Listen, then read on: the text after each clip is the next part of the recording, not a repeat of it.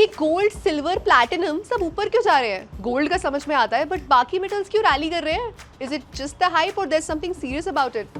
Let's find out. Gold record high पर है, silver और प्लैटिनम ने भी फ्रेश हाइज बनाए हैं और कॉपर भी साथ ही साथ ऊपर चला गया।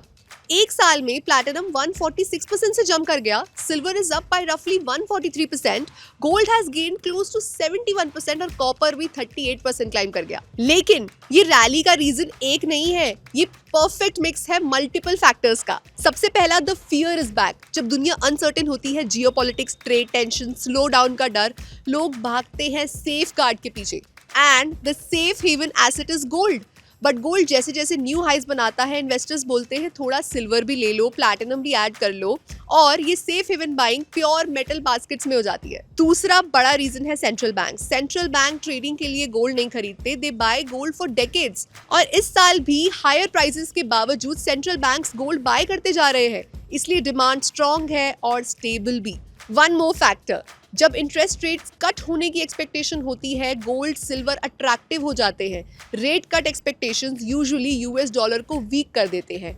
डॉलर वीक मतलब मेटल्स एक्सपेंसिव। बट जब गोल्ड प्राइसेस रैली कर रहे हैं तो इंडिया के लिए इफेक्ट और भी ज्यादा स्ट्रॉन्ग हो जाता है। Global rally plus weak rupee, that leads to India में गोल्ड और सिल्वर में तेजी।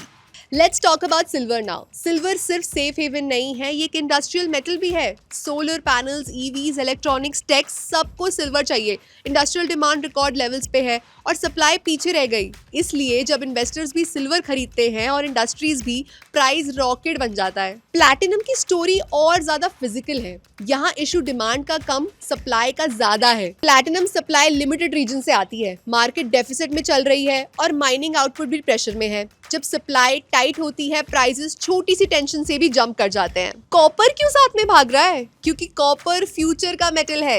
Infra, EVs, power, green energy, सब जगह कॉपर चाहिए। ऊपर से टैरिफ फियर्स और स्टॉक पाइलिंग ने शॉर्ट टर्म सप्लाई और टाइट कर दी, इसलिए कॉपर भी रैली का हिस्सा बन गया।